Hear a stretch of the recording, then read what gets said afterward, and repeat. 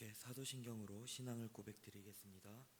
전능하사 천지를 만드신 하나님 아버지를 내가 믿사오며 그 외아들 우리 주 예수 그리스도를 믿사오니 이는 성령으로 잉태하사 동정녀 마리아에게 나시고 본디오 빌라도에게 고난을 받사 십자가에 못 박혀 죽으시고 장사한 지 사흘 만에 죽은 자 가운데서 다시 살아나시며 하늘에 오르사 전능하신 하나님 우편에 앉아 계시다가 저리로서 산자와 죽은 자를 심판하러 오시리라.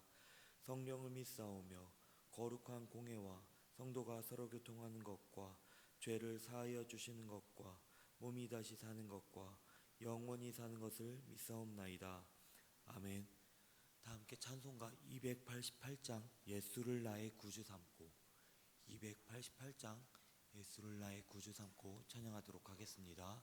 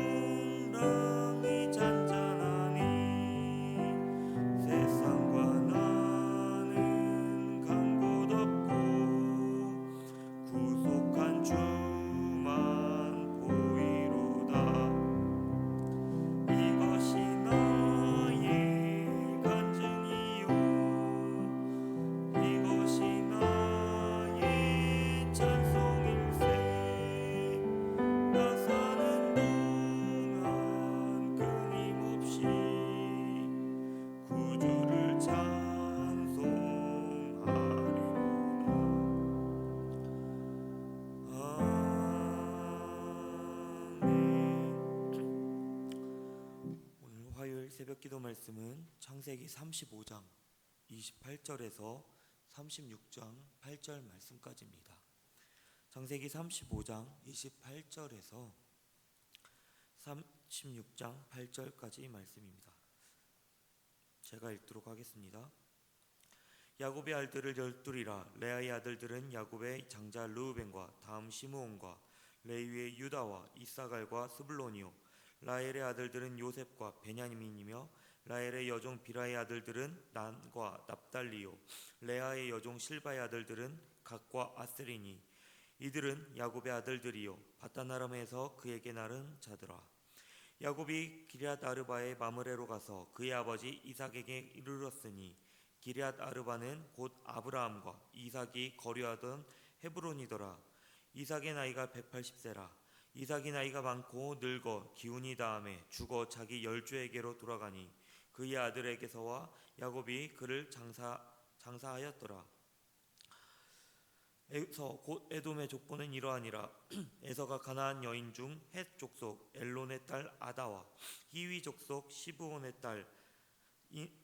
딸인 아나의 딸 오홀리바마를 자기 아내로 맞이하고 또 이스마엘의 딸 느바요의 누이 바스맛을 맞이하였더니 아다는 엘리바스를 에서에게서 낳고 바스맛은 루엘을 낳았고 오홀리바바는 여우스와 얄람과 고라를 낳았으니 이들은 에서의 아들들이요 가나안 땅에서 그에게 태어난 자들이었더라. 에서가 자기 아내들과 자기 자녀들과 자기 집의 모든 사람과 자기 가축과 자기의 모든 짐승과 자기가 가나안 땅에서 모은 모든 재물을 이끌고 그의 동생 야곱을 떠나 그 다른 곳으로 갔으니 두 사람의 소유가 풍부하여 함께 거주할 수 없음이로더라. 그들이 거주하는 땅이 그들의 가축으로 말미암아 그들을 용납할 수 없었더라. 이에 에서 곧 에돔이 세일산에 거주하니라. 아멘. 오늘 이 자리에 오신 여러분을 주님의 이름으로 환영합니다. 저희는요 지금까지 야곱의 이야기를 함께 오랜 기간 묵상했습니다. 오늘 본문을 끝으로요 야곱의 이야기가 막을 내립니다. 구체적으로는요 35장과 36장에서는 야곱의 아들들 이삭의 죽음, 에서의 족보가 이렇게 기록되어 있고요. 37장부터는 이제 요셉의 이야기로 초점이 옮겨지게 됩니다. 처음에 이 본문을 읽으면요 이런 생각이 들 수 있어요. 족보와 명단이 나열된 이 단순한 본문이 대체 우리에게 무슨 말을 하는 것일까? 이렇게 생각하죠. 때문에 오늘 본문 말씀은요 잠시 쉬어가는 장면처럼 보일 수 있습니다. 하지만 사실은 그렇지 않아요. 이 본문은 매우 중요한 한 가지 사실을 드러내고 있기 때문입니다. 그것은 바로 하나님의 언약은 사람의 자격이 아니라 하나님의 신실하심에 달려있다. 이것을 드러내는 본문이기 때문입니다. 오늘 말씀을 통해서 하나님의 언약이 어떤 방식으로 우리에게 이어지는지를 그리고 야곱의 자손들에게 이어지는지를 확인하고 오늘 우리에게도 변함없이 나타나는 하나님의 이 신실하심 이것을 확인하는 시간이 되기를 소망합니다. 먼저 35장 23절부터 26절을 보시면요 야곱의 12아들의 명단이 등장합니다. 그런데 성경은요 단순히 이것이 야곱의 12아들이다 하면서 읽어주는 것이 아니에요. 성경적으로 볼 때 이 아들들이요 하나님의 언약 안에서 어떠한 위치에 있는지 알려주고 있습니다. 그러니까 단순히 명단이 아니라 언약 백성의 명단으로서 우리가 이것을 접하게 되는 것이죠. 예를 들어 우리가 누군가를 소개받을 때요 그 사람이 어떤 교회에 속해 있는지 어떤 공동체 안에 속해 있는지 먼저 듣게 된다면 우리는 그 사람을 이해하는데 완전히 기준이 달라집니다. 왜냐하면 사람은 개인으로 존재하는 것이 아니라 소속된 공동체 안에서 정체성이 드러나기 때문이죠. 마찬가지로 오늘 야곱의 아들들에 대한 소개는요 하나님의 언약 공동체로서 이렇게 우리가 먼저 세계관을 가지고 그러한 시각에서 이해할 수 있어야 되는 것입니다. 그런데 이 아들들의 자격을 한번 볼까요? 앞선 22절을 보면 르우벤은 이미 도덕적 실패를 경험했다고 이렇게 등장하고 나와 있습니다. 그러니까 이 아들의 자격들을 보면요 이 언약 백성인가? 이 자들이 과연 진짜로 언약 백성인가? 할 수 있는 자격에 의문점에 봉착하게 됩니다. 성경을 우리는 알고 있습니다. 성경을 읽다 보면 시므온과 레위는 세겜 사건에서 폭력을 행사했었죠. 그리고 유다는 이후 다말 사건에서 도덕적 문제를 일으켰습니다. 12아들 중에 자격을 갖춘 자를 찾기가 너무나 어려워요. 그럼에도 이들은 언약 계보 안에 들어가 있습니다. 왜일까요? 성경은 말합니다. 하나님 나라의 계보는 인간의 도덕적 우월성으로 유지되지 않는다.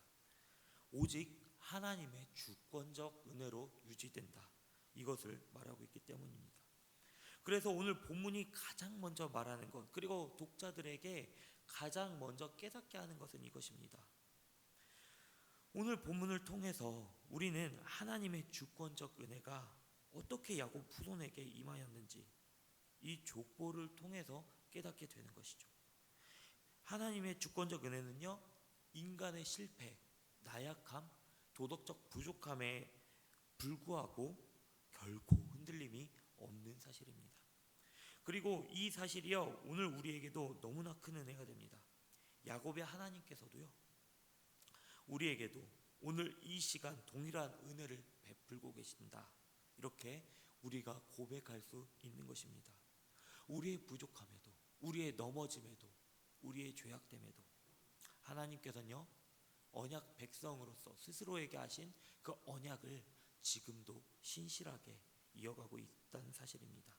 오늘 이 시간 우리에게 다가오시는 하나님의 주권의 은혜를 경험하는 시간이 되길 원합니다.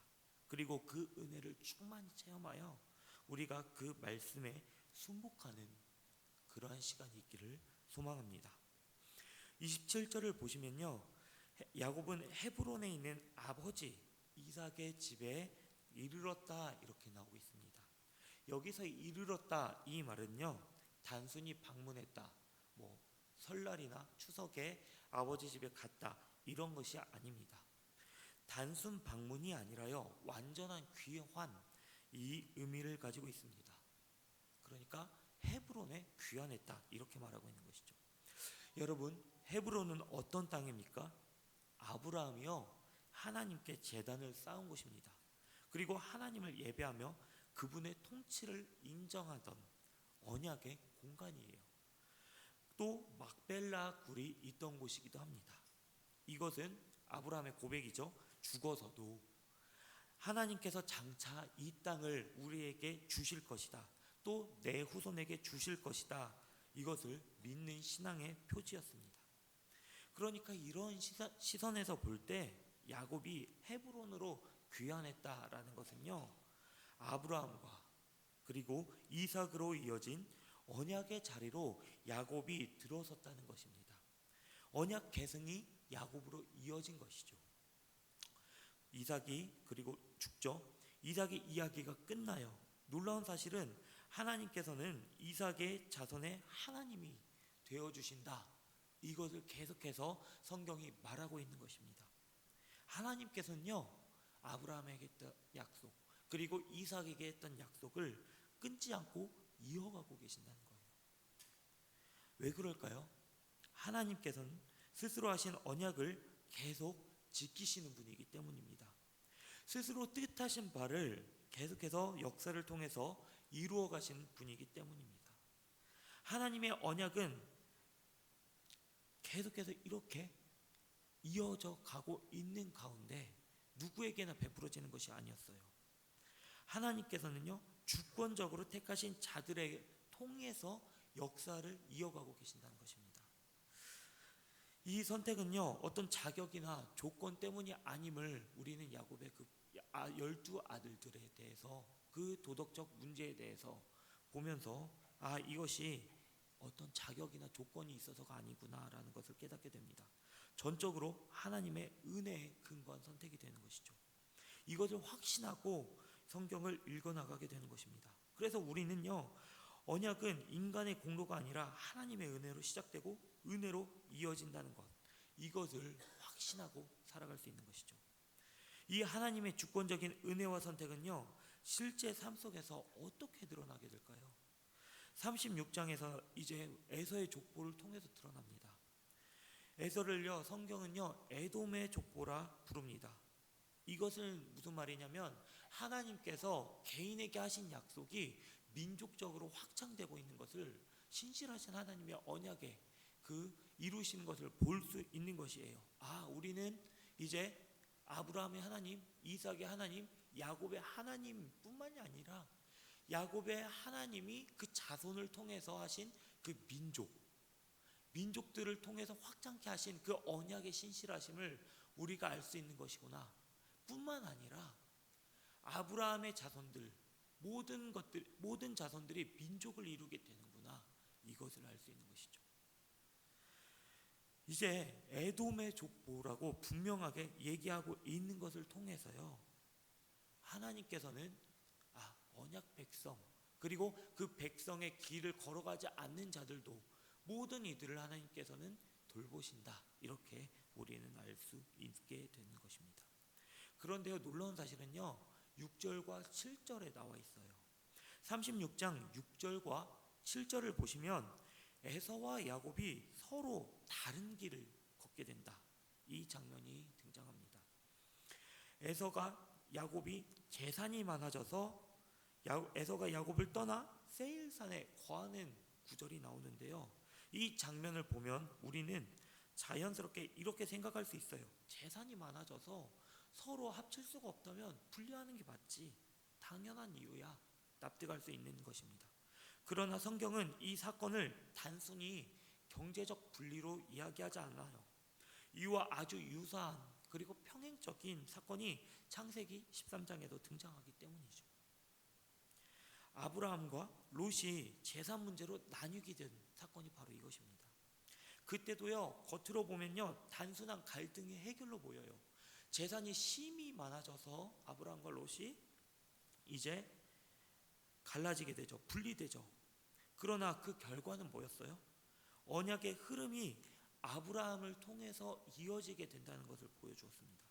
오늘 본문도 마찬가지였어요. 야곱과 에서가 나뉘는 이 사건은요, 단순한 생활상의 경제적인 문제가 아니라 하나님의 언약이 누구를 통해서 이어지는가를 분명하게 드러내고 있는 장면입니다. 야곱은 가나안에 남았어요. 반면 에서는 세일산으로 떠납니다. 세일산은요, 약속의 땅 경계선 바깥에 있어요. 이 장면이요, 언약의 흐름이 에서가 아니라 야곱을 통해 이어진다는 사실을 보여줍니다. 그렇다면 우리는 질문하게 돼요. 에서가 잘못된 선택을 했기 때문에 이런 결과가 나왔을까? 거슬러 올라가서 롯이 그냥 눈으로 보이는 잘못된 선택을 했기 때문에 이런 결과가 일어난 것일까? 성경은 앞서 말한 것이 그것이 아니었죠. 이 사건의 중심은 인간의 선택이 아니다, 하나님께서 자신의 언약을 따라서 역사를 이루어 가시는데 초점이 있는 것입니다. 겉으로 보면 경제적인 이유였죠. 그러나 실제로는 이것을 통하여 하나님께서 역사를 이루어 가신다, 구원의 역사, 계보를 이루어 가신다는 과정입니다. 사랑하는 성도 여러분, 저희는요, 여기서 매우 중요한 한 가지 신앙의 시선을 배워야 됩니다. 삶 속에서 충분히 일어나는 일들이요, 겉으로는 설명 가능한 이유, 합리적인 이유를 가지고 있어요. 정말 좋아 보이는 것을 선택할 수 있는 계기가 될 수 있는 것이죠. 합리적이에요, 평탄해요, 좋은 길이에요. 그러나 하나님의 백성은요, 단순히 여기에서 살아가는 데 목적을 두지 않습니다. 그 이면에 하나님께서 왜 이런 길로 인도하셨는지 묻게 되는, 왜 하나님께서 이것을 이루어 가시는지, 대체 나를 통하여 하나님의 뜻을 이루어 가시는 것이 어떤 것인지 묻게 되는 시선이 우리에게 있어야 되는 것이죠. 야곱과 에서의 분리가 대표적으로 그랬어요. 겉으로는 재산 문제였죠. 그러나 하나님의 언약이 이루어지는 과정이다라는 것이 우리에게도 동일한 시선이 있다면, 그러면 우리에게 이어지는 그 하나님의 언약의 계보는, 하나님의 약속하신 말씀의 소망은 대체 어떻게 우리를 이끌어가고 있는가, 그것에 초점을 맞추게 되는 것입니다. 여러분, 야곱에서 끝나는 것이 아니었죠. 그 계보는요, 야곱의 12아들들을 통해서 계속해서 이어집니다. 그 사람들은 연약한 사람들이었고요, 실패한 사람들이었어요. 그러나 하나님께서는 그 사람들을 통해서 당신께서 하신 약속을 계속해서 포기하지 않고 끊지 않고 이어가십니다. 그리고 마침내 그 언약이요, 예수 그리스도 안에서 완성돼요. 우리도 또한 이것을 믿어가면서요, 하나님 예수 그리스도 그 언약을 따라서 우리에게 이어진 하나님의 약속을 소망할 수 있는 것이죠. 이것이 우리에게 말해준, 성경이 말하고 있는 한 가지 교훈입니다. 하나님의 구원은 인간의 자격이나 가능성 위에 세워진 것이 아니다. 오늘 우리가 무엇인가 잘나서 우리의 선택 때문에 하나님이 영광 받으시는 것이 아니다. 전적으로 하나님의 신실하심과 그 은혜 위에 세워져 있다면 우리 또한 야곱의 12아들들처럼 약속의 땅 아래서, 약속의 말씀 안에서, 약속의 믿음 안에서 산소망을 붙들고 살아가야 한다, 이것인 것입니다. 사랑하는 여러분, 그럼 이 말씀이 오늘의 삶에 구체적으로 어떻게 적용될 수 있을까요? 첫째로 우리는 실패 아래서 멈추지 말아야 됩니다. 방금 말했던 것처럼 야곱의 아들들은 자격이 있는 것이 아니었어요. 실패했고 넘어졌고 하나님 앞에 부끄러운 모습들을 가지고 있었습니다. 그럼에도 하나님은 그들을 버리시지 않으셨고 그들을 통해 언약을 이어가셨습니다. 이것이 우리에게 은혜입니다. 우리는 종종 이렇게 생각해요. 내가 이 상태로 하나님 앞에 나아가도 되는 것일까? 내가 이렇게 부끄러운 모습을 가지고 있는데 이 시간 이 예배 자리에 나와도 되는 것일까? 말씀을 읽어도 되는 것일까? 회개하고 기도해야 되는데 회개가 잘 안 나온다면 기도하지 못하는 것이 아닐까? 이런 생각을 종종 하곤 합니다. 그런데 오늘 말씀은요, 분명히 말해요. 하나님은 우리의 상태가 아니라 자신의 언약을 따라서 우리를 붙드시는 분이라고요. 그러니까 우리는요, 우리의 상태를 가지고 우리의 상태를 고려해서 하나님 앞에 나오는 것이 아닙니다. 우리가 실패자라고 해서 하나님 앞에 나오지 못할 이유가 없다는 것입니다. 여러분, 실패의 모습을 가지고 십자가 앞에 나오십시오. 말씀 앞에 무릎을 꿇고 마음을 찢으며 회개하면 됩니다. 기도하지 못했던 모습, 분노를 이기지 못했던 순간, 사람을 미워했던 마음, 하나님보다 다른 것을 더 붙들었던 그 상태 그대로 하나님 앞에 다시 한번 서시길 바랍니다. 하나님은 우리의 모습을 보고 우리를 거절하시는 분이 아니라 예수 그리스도를 보시고 우리를 받아주시는 분입니다. 하나님께서는 지금도 우리를 향하여 말씀을, 언약을 이루어 가시는 분이십니다. 그래서 우리는 다시 넘어졌어도 다시 나아갈 수 있고 부족해도 다시 설 수 있습니다. 그 근거가 우리에게 있지 않고 이미 이루어진 그리스도의 은혜에 있음을 우리가 고백하며 오늘 이 시간 우리가 실패를 두려워하지 않고 넘어짐을 가지고 하나님 앞에 등 돌리는 것이 아니라 하나님 앞에 나오는 저희 모두가 되기를 소망합니다.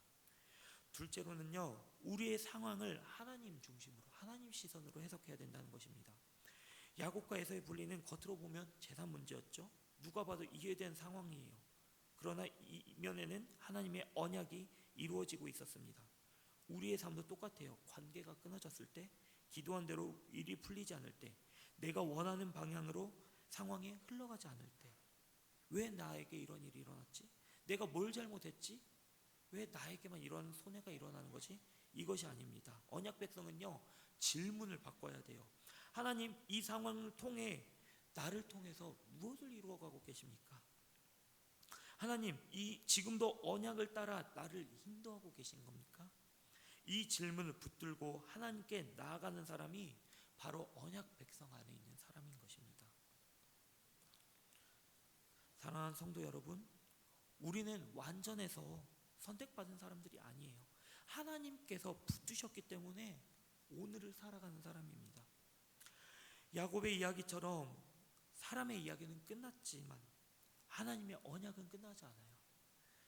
그러므로 오늘 하루 우리는 이 한마디를 붙들고 오늘의 적용을 이루어 나갔으면 좋겠습니다. 하나님께서는 오늘도 나를 붙들고 계시고 그리고 이끌어 가시는 주님이십니다. 이 고백으로 우리가 하루를 시작하고 고백으로 기도를 할 때요, 우리는 실패를 두려워하지 않게 되고 하나님 앞에 나올 수 있게 됩니다. 그리고 하나님 중심, 하나님 시선으로 우리가 우리에게 닥친 일을 해석할 수 있게 되는 것입니다.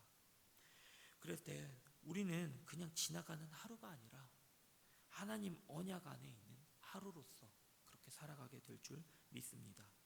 이러한 주님의 은혜가 오늘 저와 우리 모두에게 분명하게 나타나기를 주님의 이름으로 소망합니다. 기도하겠습니다. 은혜와 사랑이 많으신 아버지, 오늘 말씀을 통해서 아버지, 우리는 우리의 자격이 아니라 하나님의 은혜로 언약 안에 있음을 깨닫게 하시니 감사드립니다. 연약하고 부족하고 넘어지지만 예수 그리스도 안에서 끝까지 우리를 붙들어 주시는 주님을 신뢰하게 하여 주시옵소서. 회개하고 감사로 주님께 나올 때 기쁨으로 아버지 나올 수 있도록 도와주시옵소서. 오늘 하루 살아갈 때 우리의 시선이 상황이 아니라 하나님을 향하게 하시고 모든 삶의 자리에서 언약 백성답게 살아가게 하여 주시옵소서. 이 모든 말씀 우리 주 예수 그리스도의 이름으로 기도합니다. 아멘. 주기도문으로 예배를 마치겠습니다. 하늘에 계신 우리 아버지여, 이름이 거룩히 여김을 받으시오며 나라의 마옵시며 뜻이 하늘에서 이루어진 것 같이 땅에서도 이루어지리이다. 오늘날 우리에게 일용할 양식을 주옵시고 우리가 우리에게 죄 지은 자를 사하여 준 것 같이 우리의 죄를 사하여 주옵시고 우리를 시험에 들게 하지 마옵시고 다만 악에서 구하옵소서.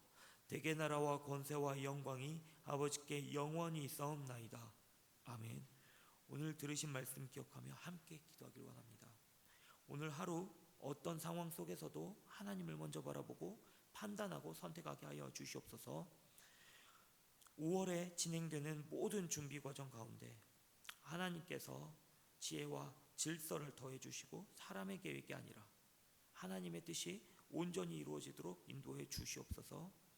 교회가 파송한 선교사님들을 주께서 날마다 보호하시고 사역 가운데 성령의 능력과 지혜를 더하셔서 복음이 담대히 전해지며 맺는 열매가 풍성할 수 있도록 이렇게 세 가지 기도 제목을 놓고 함께 기도하신 후에 각자 개인 기도하시고 돌아가도록 하겠습니다.